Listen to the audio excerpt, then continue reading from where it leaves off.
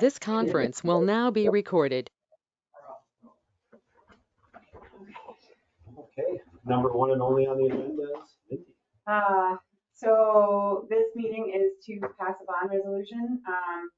We got notification back that we are allotted or allowed to be lead agency on the wastewater treatment plant project.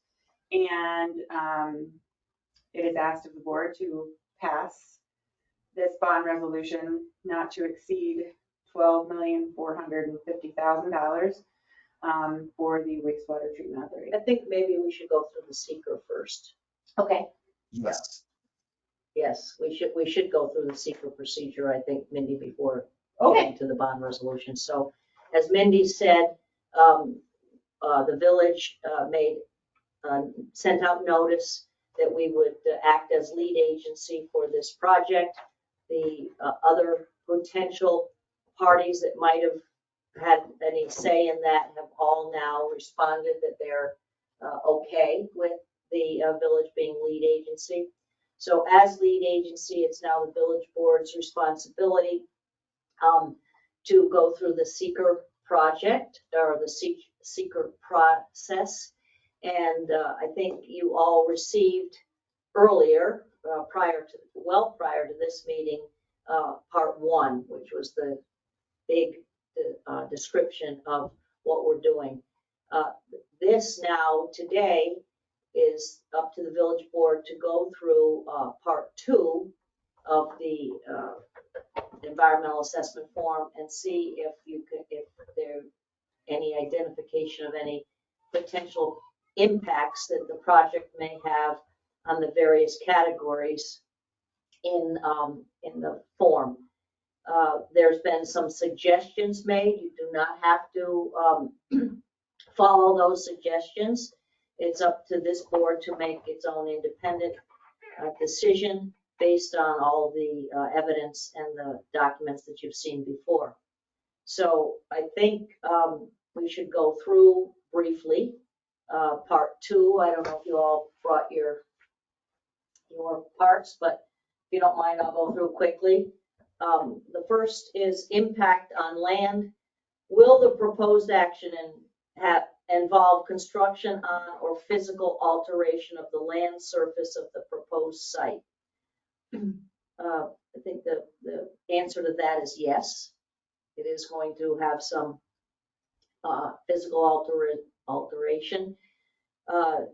Then you have to go through and answer the questions under that.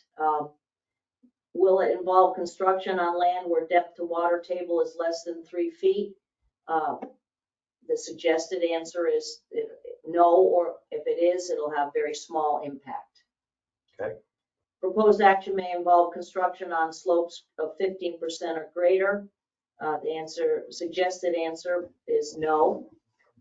The proposed action may involve construction on land where bedrock is exposed or generally within 5 feet of existing ground surface.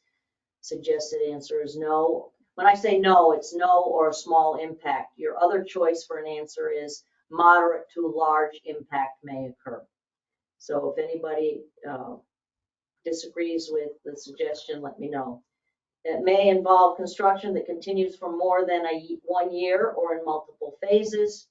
I'm not going to read the answers. They're going to be no or small unless I say otherwise. The proposed action is or may be located within a coastal erosion hazard area. We didn't list any. The proposed action may result in the modification or destruction of or inhibit access to any unique or unusual landforms on the site, i.e. cliffs, dunes, minerals, fossils, caves. The suggested answer to that is no. Impacts on water surface. The proposed action may affect one or more wetlands or other surface water bodies, such as streams, rivers, ponds, or lakes. The suggested answer to that is yes, as we all know, it dumps the effluent into the Shove River. The proposed action may create a new water body. I'm just going to read through these. The proposed action may result in an increase or decrease of over 10% or more than a 10-acre increase or decrease in the surface area of any body of water. The proposed action may involve dredging more than 100 cubic yards of material from a wetland or water body. The proposed action may involve construction within or adjoining a freshwater or tidal wetland or the bed or banks of any other water body. The proposed action may create turbidity in a water body either from upland erosion, runoff, or by disturbing bottom sediments. The proposed action may include construction of one or more intakes for withdrawal of water from surface water. The proposed action may include construction of one or more outfalls for discharge of wastewater to surface waters. That one, there is no suggested answer for. And I'll read it again. The proposed action may include construction of one or more outfalls for discharge of wastewater into surface waters. I assume, Mark, that's, I would suggest no, because we are not going to modify the outfall discharge location. okay, you're not, One sec. Yeah, so none of the proposed activities at the wastewater site would involve disturbance or modification to the in-stream outfall. There is a secondary outfall that goes to the golf course, and we're not proposing any modification to that as well either.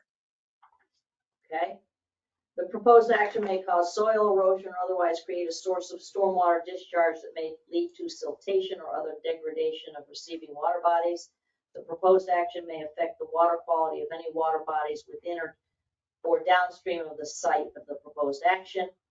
The proposed action may involve the application of pesticides or herbicides in or around a water body.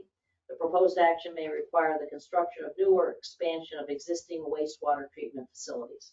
Of course it is. That's the whole project. Mark, I assume that the proposed action may affect the water quality downstream. What we're doing is trying to improve the water quality, right? Correct. Yes, the proposed project is centered around complying with new speedies permit requirements, which primarily are related to nutrients in the Chub River to improve water quality.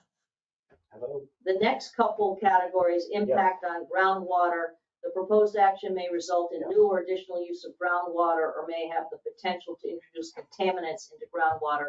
The suggested answer on that is no. We're not dealing with any groundwater situation.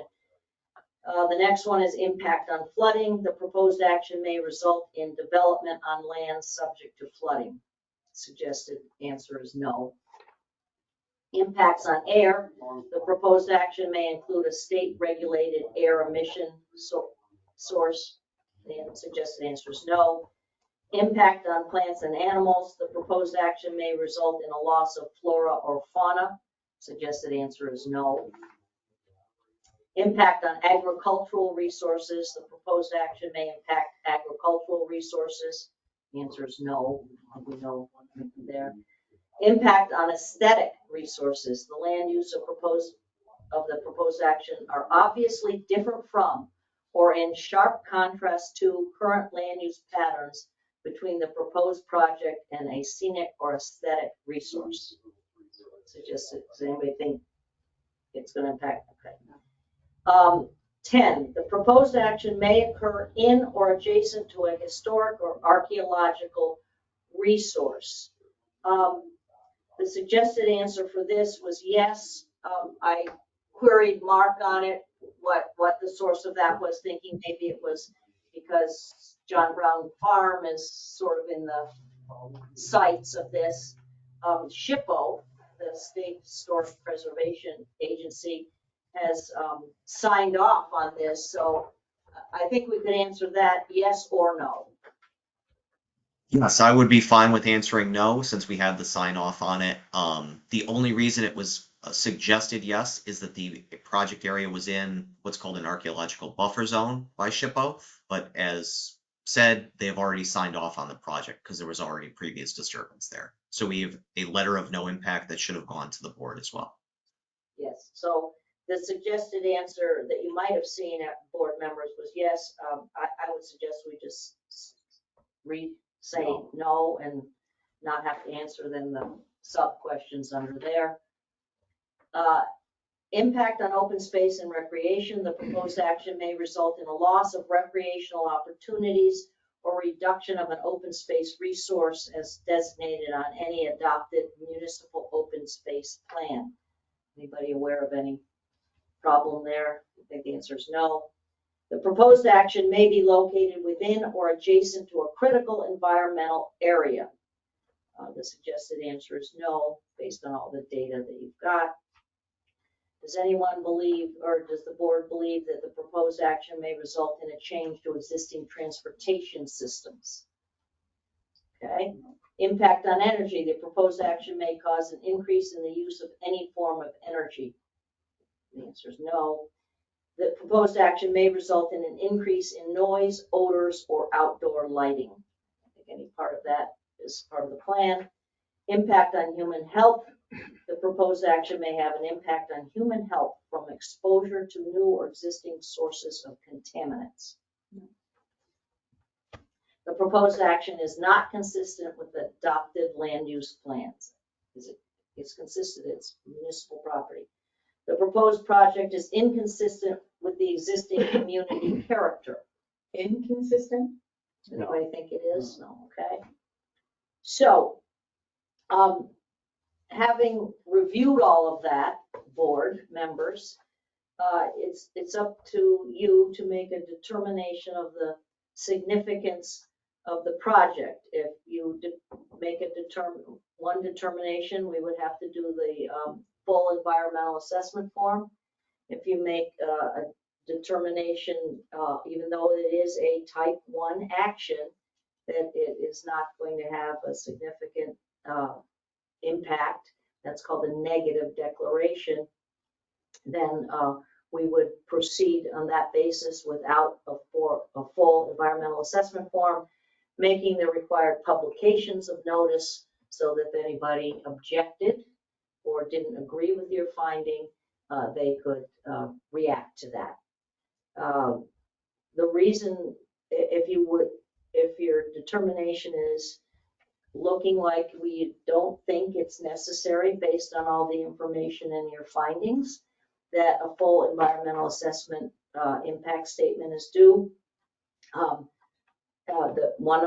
You could suggest that in making the improvements to the critical component of the wastewater treatment facility, it's really going to ensure a viable wastewater treatment system is in place, and that there will be minor site work which will have a minimal impact on the land, geological features, surface waters, groundwater, air, plants, animals, agricultural resources, aesthetic resources, historical and archaeological resources, open spaces, critical environmental areas, transportation, energy, noise, odor, light, or human health. Then you are saying that the project is and has to be pursued to prevent issues with the water quality in the Chubb River and all downstream water bodies, and it is consistent with community plans and community character. However, if anybody wants to have a question of Mark or of me or any of the data and information you have been provided, I guess now is the time to speak. I'm good. I'm good. Good. Okay, so in making a determination of significance, I think that we are making the determination that it is a type 1 action under the seeker, that the board has reviewed both parts 1, 2, and 3 of the environmental assessment form.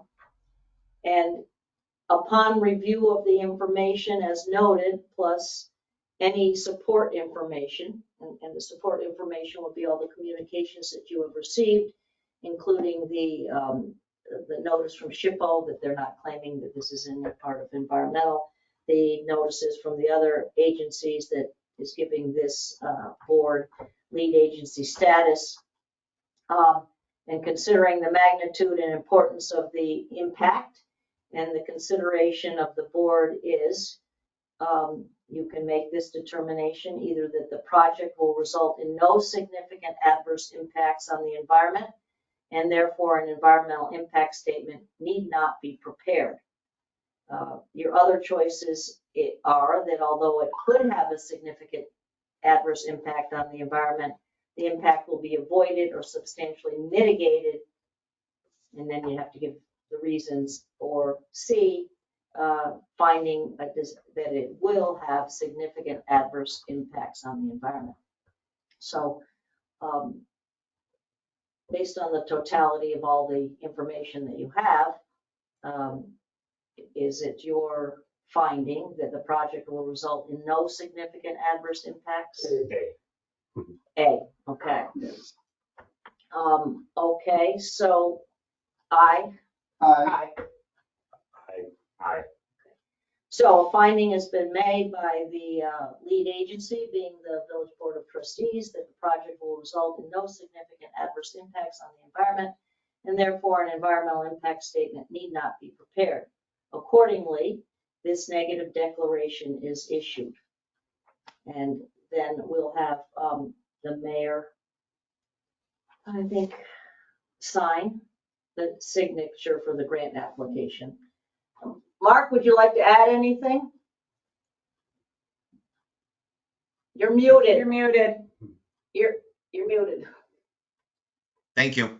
The only other thing I would add is that we have in the grant application requirements for seeker, they are requesting a certified copy of the resolution issuing a negative declaration. I believe we had sent the Word file over.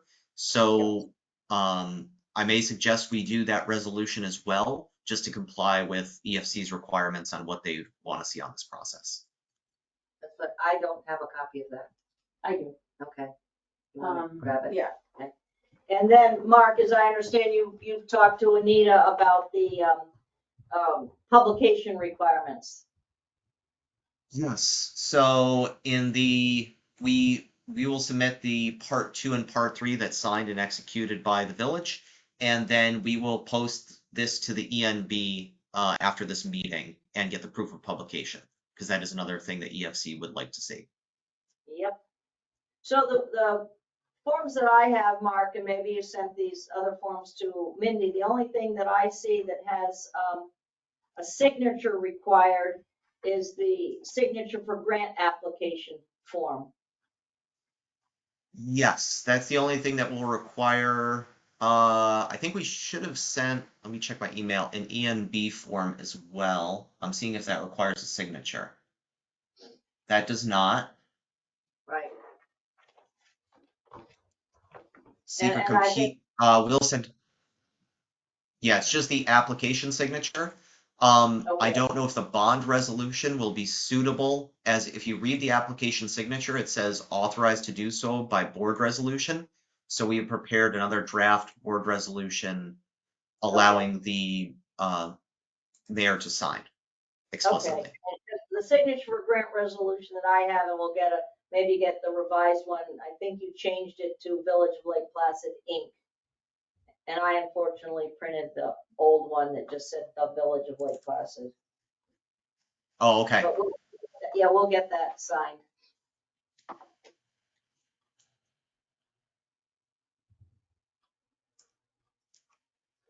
So now we can do the bond resolution. Yes. Yeah.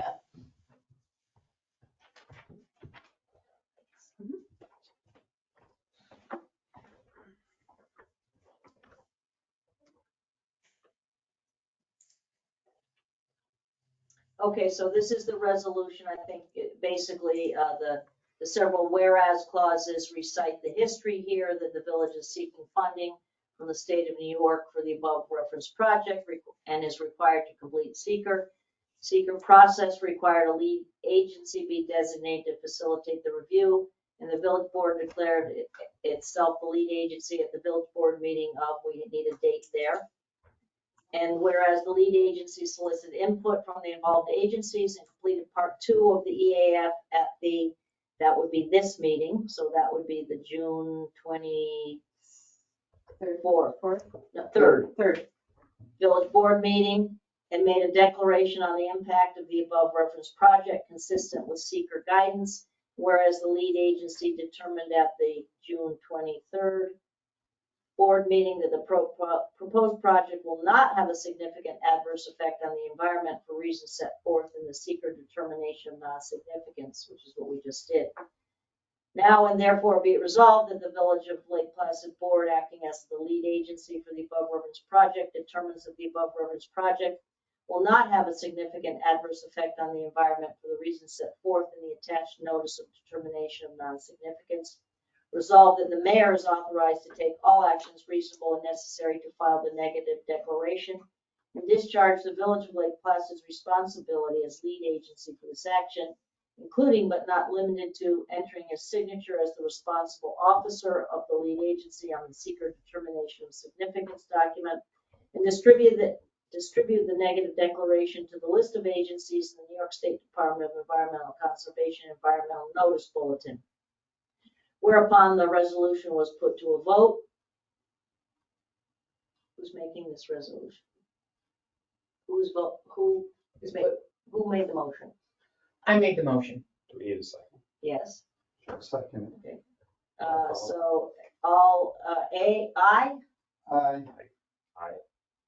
Aye. Any abstentions? Any nays? Okay, Okay, so, but I don't know that date. okay, I'll fill it out. Okay, and then there's another, this form, Mindy, I think Mark revised it, Mm-hmm. but I don't have the revised one. I printed the old one. Oh, okay. Because we changed it to the Village of Lake Placid Inc. Oh, all right. And then the mayor will sign that one. Okay. Is that good, Mark? You go get your cup of I coffee. think that- Yes, exactly. No, I think that we're good then. So then we need to, we're doing the bond resolution today as well, Yes, too, we correct? are. I just want to finish up with seeker. Yes, now the bond. Yep, I think we are good then on seeker. Now the bond resolution. Okay. Now we spend the money. Yeah, now we spend the money. You're better at this than I am. I don't run the meetings. I just say, okay.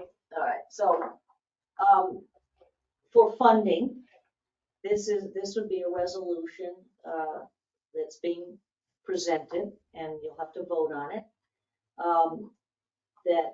Would be a resolution authorizing the issuance of serial bonds of the Village of Lake Placid, Essex County, New York, in an aggregate principal amount not to exceed $12,450,000 pursuant to the local finance law to finance certain improvements to the village's wastewater treatment plant and delegating the power to issue bond anticipation notes in anticipation of the sale of such bonds to the village treasurer. The resolution would be for the specific purpose of financing pursuant to this resolution certain improvements to the village's wastewater treatment plant, including replacement of the existing headwards components, rehabilitation of primary clarification, upgrades to the biological aeration system and tanks, replacement of chemical systems, disinfection systems, and solids management systems, replacements or upgrades to anaerobic digester systems, and required electrical and site modifications. The estimated maximum cost of said purpose is $12,450,000. Have you all seen this? There it goes on. So this is being proposed. This resolution requires a roll call vote. It also requires 4 positive votes so that's the rules when you do these financing. So you all understand during this project, the village will issue bands. And then eventually when the project is done, we'll go out for permanent financing. If you don't follow through with this project, there's no issue. We're just getting the approvals in place for financing should it go forward. I'll make the motion. I'll second Okay, it's a roll call vote. Trustee it. Galvin. Aye. Trustee Galvin. Aye. Trustee Quinn. Aye. Deputy Mayor Kelly. Aye. Mayor Devlin, aye. And that'll go to Joan. Perfect. That's a lot of work for Friday morning already. 25 minutes. Yeah. But we're very well positioned then. So then Anita will post the permissive referendum notice, and then after 30 days, she should be posting the estoppel notice. And once we receive both of those proof of publications, we have everything that EFC was looking for the application. Very good. Thank you Perfect. for your help and Yes. thank you. and the timeline, keeping us straight. No, thank you guys. I very much appreciate it. We got a lot done on a Friday, so Thank you, Mark. Thank you. Thank you. Lauren. have a you good got weekend, any- everyone. Bye. Lauren, you got anything? She's gone for. Okay. All right, thank you. Just a reminder today, as long as